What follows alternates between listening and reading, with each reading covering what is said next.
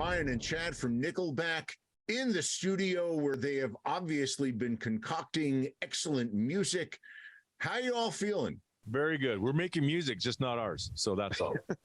Well, you know what? I've had some conversations with you guys over the course of the last couple of years, and obviously things were going on in the world, but you were diligently working on music. And now I'm beginning to understand why you all sounded so excited as I've gotten to hear stuff. It's really phenomenal. Some of the best things I think I've ever heard from you all. What has the timeline been for the actual work the last couple of years? I think the last time I spoke to you, we had rented a house in Whistler. Yep. You were up there in the mountains, up in the middle of God's country. Yeah. So of the songs that you've heard off the new material, have you heard those days? Remember when the streetlights came on and we had to be home? Remember when I started going through all the... I don't remember if I heard that or not. Gotcha, because that's the one we wound up doing at that place that we rented in Whistler. I came upstairs, spoke to you, went downstairs, and was like so that like literally while you and I were having that conversation, we were recording that song. You were part of the timeline for that song. Do I get a writing credit on that? 1,000,000%. Is 1 million credit. Check in. Lou gave me this great idea, and I came down. I don't know if I told you guys or not. I said I just had a great interview. I do remember something like that. Yeah, yep, that's right. But again, back to that conversation, you were super stoked about how things were going, and again, now I understand. Walk me through the entire timeline, though, of wherever you were and how things got done, and right up to today. I think that we could have utilized, the 2 years that everybody got, to sort of step back and enter their own bubbles. I think we could have used it a little more wisely, honestly. Like we should have, as soon as all of this happened, we should have gone to work, but we sat around like everyone else going, okay, well, this is like 3 months and it's going to go away. And then it was 6 months and it still didn't go away. And then it was 9 months. I was like, I wonder if we should go in the studio. Well, yeah, no, fair enough. But to be fair as well, we were actually gearing up to go that summer on the All the Right Reasons album tour. So we weren't in that mind space. We were actually just kind of kicking the tour down the road. And the whole time we're on these conference calls about, oh, this is going to happen. No, we'll push it down 4 weeks, push it down 4 weeks. And I'm like, this is not happening. This is not going to happen. Yeah. So as things went, yes, we probably could have written in a couple albums in that time, but as you do, you want to be inspired to actually to do the things you want to do in that sense. And it doesn't always come snap your fingers. So, we get together and we put a few things together, and Chad had some stuff that he had been working on for a while. And we just kind of, cobbled together what we had, what we had been working on, and like you said, doing some new stuff. And we tried writing some new songs and just seeing what kind of felt natural. So that was probably about a year. It took about a year to kind of like of on and off kind of getting things going, because the album just got completed, like mastered and everything and whatnot. But so it was about that long. We were a little late to the game, not gonna lie. A little late to the game. Because of the sort of elongated timeline, was there anything that you were able to do differently or better or more together when it came to writing and producing this thing? Yes, absolutely. Because when you've got all the time in the world, and there isn't a record company kicking your ass saying, guys, we got to hit this window. And that gets you here, that gets you here, that gets you on tour at this time. When you've got managers and record companies, telling you great windows where you can do all these things. When there's no one doing any of that, and it's just like, do whatever you want, go get fat, work on your golf game. It's not incredibly motivating. So, but it had just gone on so long where we were just like, you guys, we gotta make some new music here. Yeah. Like it's time to, so we ditched the whole anniversary of All the Right Reasons tour. We let all those dates go, as other people did at the time. And in the studio, started working, and it was sporadic. It wasn't like head down, let's go, song after song after song. It was, work on a tune, chill for a bit, work on a tune, see where it goes.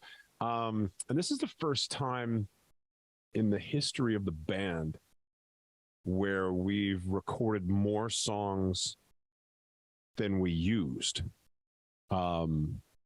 Because usually if we get verse, chorus, then we'll tuck that away. It's like, okay, that's good for now.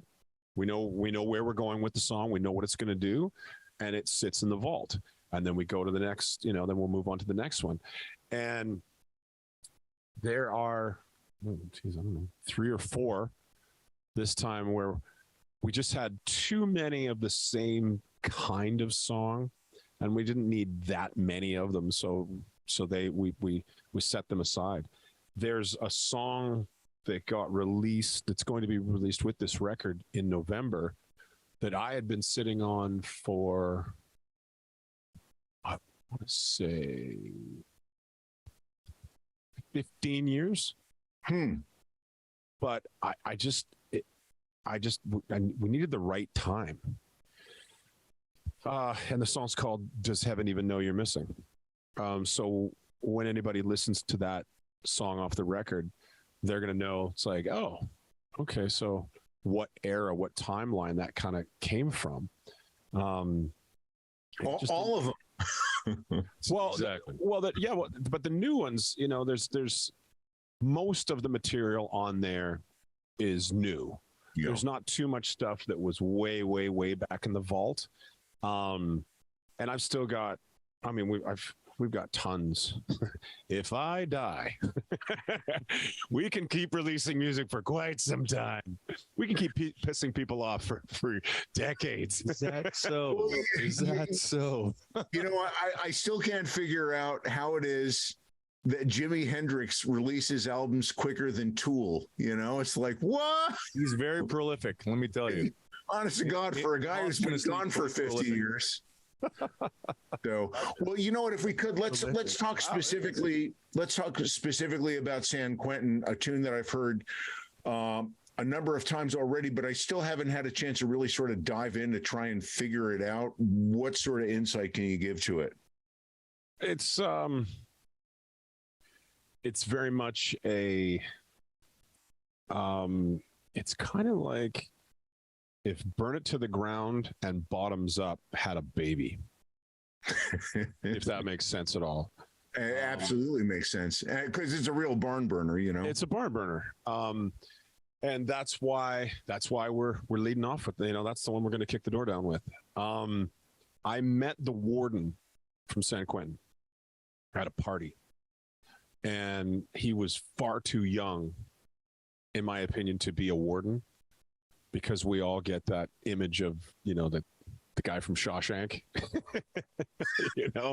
hair slicked back and just evil glasses and just mean old. Up and disappeared like a fart in the wind. There you go. Exactly. And the word obtuse comes to mind for some reason. Oh, yes.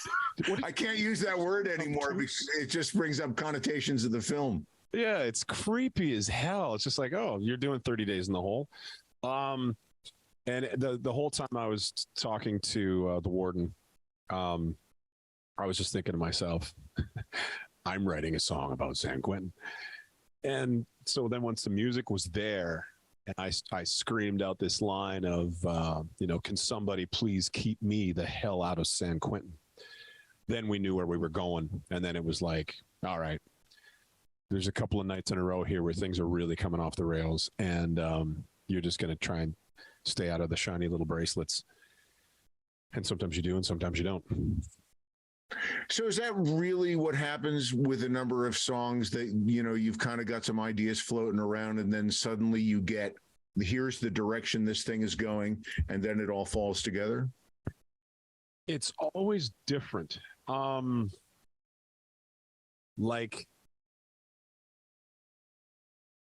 with How You Remind Me, I had the words written down in this book.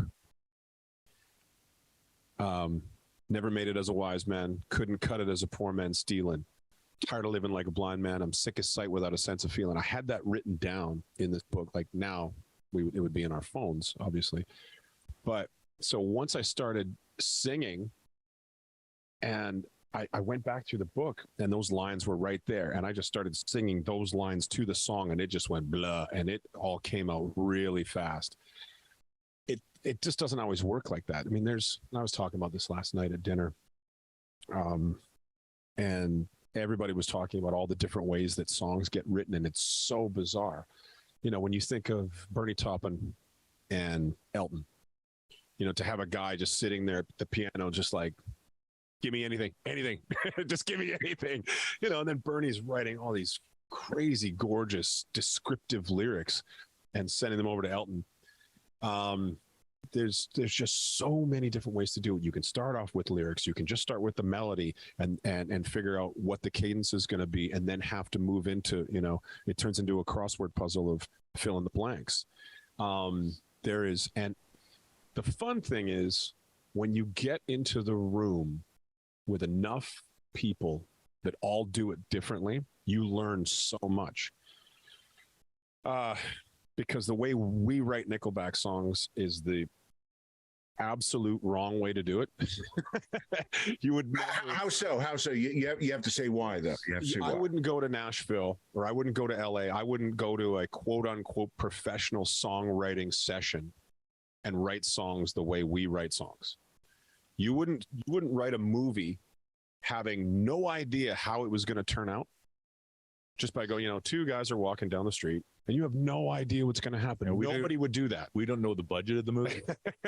We don't know where we're going to get released, if it's going to get released. So most people in a professional setting would come up with the hook, and you know what the hook line is going to be. That's usually the last thing that you say, or the thing that you say most in the chorus. That's your hook. And if you're going to bookend it, you say it on the way in and you say it on the way out, right? We don't do that. And so then you would know thematically where you're going with the song, and then you would use your verses to be very descriptive about your main theme, which is the chorus, right? That's a really strong way to write a song. We're two guys walking down the street. I swear to God, we just get there. That's it. And we just know, you know, when it's like, it's just not that good. It needs to be better. You know, I want the song to be where every single part of it is just, you know, when you play it for someone, the same way an artist would show a sculpture, a painting. I don't like if someone's like, oh yeah, I didn't really know what I was going to do on the backside or this corner of the painting or whatever. And so that's what so that means at that point in time, the artist has a little bit of quote unquote shame. It's like, you have to play this excited for every single line to come up, every single part when you're playing it for someone. And when it goes by, it's like, yes. And then they can feel it too. And now you're giving them, you want to give them the same feeling that you got when you were writing it. And that's really powerful. And that's what I love about songwriting. The same way about, you know, storytelling or whatever it might be. You know, you're just excited about this part, and it's like, oh, wait for this. That creativity, when you can't wait to show it to someone else, it inspires. That makes me want to be, first off, continue doing what we get to do now for a living, and to keep doing it for, you know, as long as we can. Let's talk about the excitement and anticipation. Was that descriptive enough for you? Yeah, actually, no, that was one of the best songwriting answers I ever got. And like you mentioned, very much according to the lines of what you guys do. It sounded more like how hippie songwriters would do it, you know, far more of a vibey sort of thing than and again, I've spoken to a lot, many of the best songwriters I think that have ever existed, and they all have their set patterns and ways of doing things. Yours sounded like one of the least organized, but it's its own way of doing it. Does that make sense? Exactly. 1,000,000%. You know, like, but you get that, and it's painful knowing how to do it properly and almost never doing it. Yeah, no, exactly. We've got a guy off camera just furiously nodding his head. He's like, "Yup, that's exactly what you guys do. Madness, pure madness." yeah, but you know what? You guys have sold a bazillion records, so don't fuck it up. You're obviously doing something right, you know. Try not to. Try not to. You know, back to that sense of anticipation. You've got great songs and they're ready to go, and now you've got to wait for the album to drop in November for people to hear it, and the tour for next year to get out and play them live. What is it like when you're sitting on the egg like that?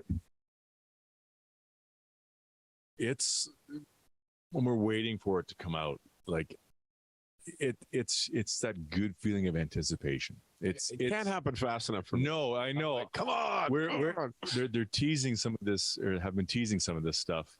And it's like, and I get that. I like that because as most people, we love what we don't know. We love that. That's why there's gambling.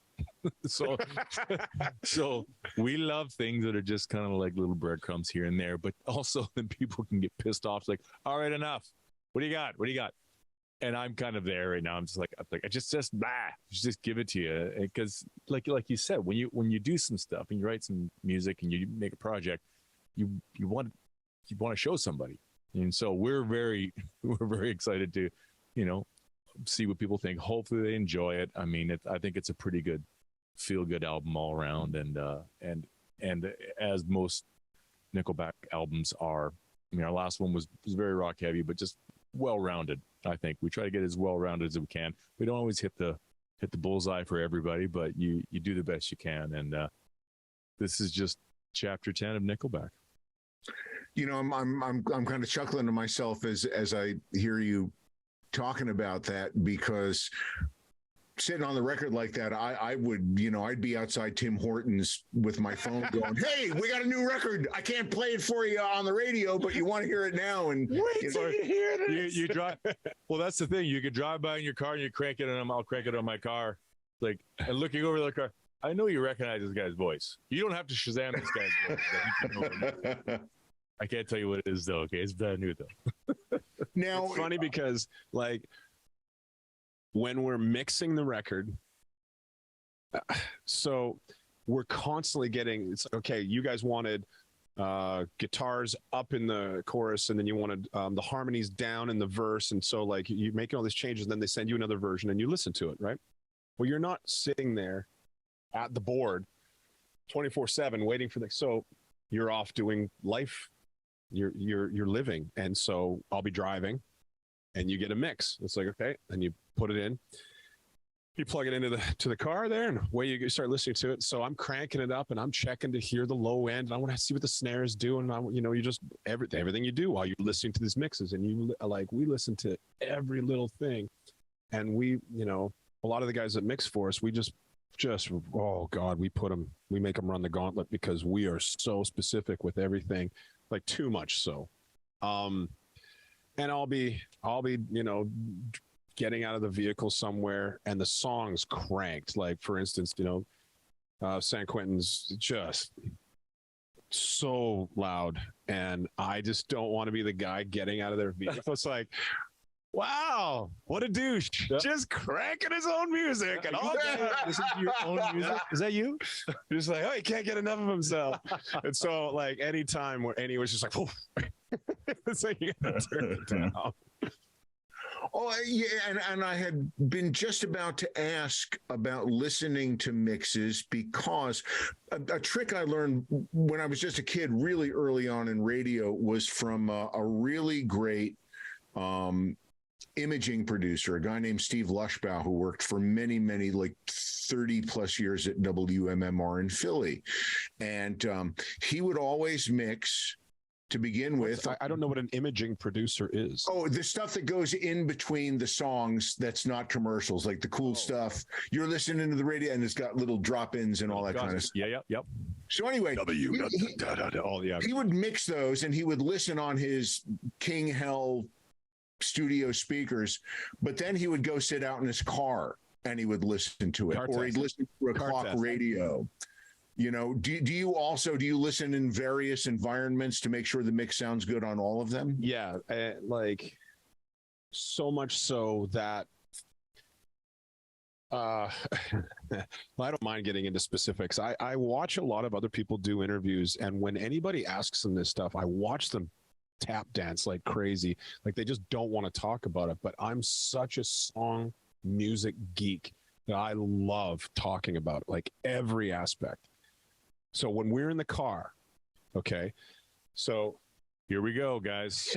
Buckle up. Here we go. Okay, so there's a lot of different ways that you can mix the drums, right? So if someone's doing a drum fill and it goes down the toms, it goes da da da da da da da da da. Do you do it from drummer perspective, or do you do it from audience perspective, right? So a lot of times what a lot of people do is they do it from audience perspective. So you're sitting there watching, and so the toms go from this side, panned, that tom, dong, dong, dong, dong, dong, over there, right? That's how you would pan them. That's two ways of looking at things. The other thing that, you know, that something that we have to tackle is when you're getting a high end source, which is usually your hi-hat, it's keeping the time, right? So you have a high end source. Now, if that's on the driver's side, so if you're doing drummer perspective and your hi-hat is over on the driver's side door, because you're going to pan it most of the way over there. Well, now anybody in the passenger doesn't have a nice source of high end. So we'll take shaker or tambourine and we'll pan that over to the passenger side. So you're getting some nice brightness that's either giving you quarter note, eighth note, or 16th note that's pushing the song along. And you have a decent source of high end at both sides. This is the type of geeking out that we do when we're making records. Yeah, but this is how the stuff gets done. I mean, can you both maybe give me an example of albums an album or a song that you grew up on that made you realize the sort of craftsmanship that needs to go into making a great record? I mean, it would be easy enough to just point at the Steely Dan Asia album as something perfectly recorded, or Peter Gabriel's the album with Shock the Monkey. Tony Leonard's on bass. Yeah. So if you would give an example of a perfectly crafted record and something that was maybe ear-opening, eye-opening for each of you. You don't realize it. I didn't realize it until years later how good Back in Black is. You just go, oh, these are just some simple rock tunes. Try to make one. Try to make one that good that gives you the involuntary head bob, because it's tough. And they're done so well. The little things that they do and don't do. For instance, so Phil Rudd could have played drum fills all over the place, ironically. But keeping it simple to just let the music breathe and let the groove open up. Where he's putting his cymbals is just, it's so rudimentary, but it's so perfect. It's just like they recorded that album in the Bahamas. It took them 10 weeks. Mutt produced it. That record is ridiculous. Hysteria, Mutt also did, is like walls and stacks of vocals. Fantastic. Queen albums. Like you listen to these, but then again, like they don't have to be sonically amazing.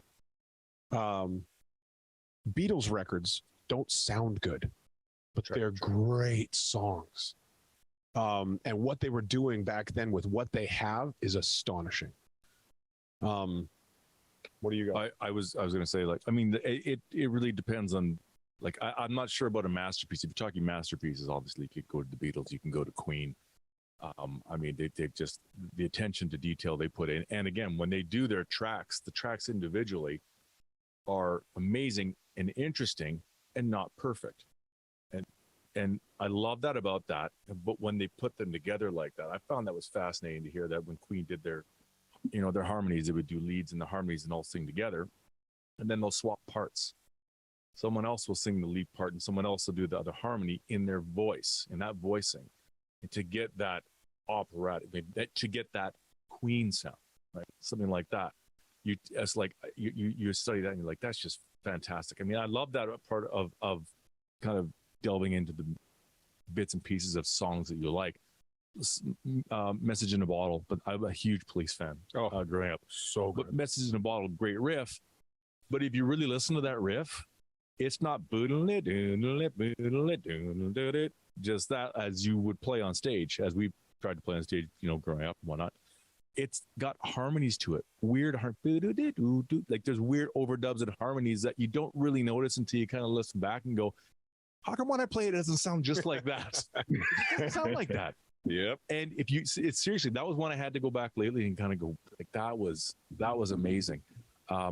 Big Sugar is a band from Canada that we listen to, but what I like about them, like great records. Their records sound amazing. Like production on those things, when you wear headphones, listen to those guys. Mm-hmm. I mean, Joe Louis. Oh, Joe Louis is great. Red Rover is a great one. Just the thoughts. Oh, it's so. And as he knows, and he likes to joke with me about this. I love things that happen once in a song.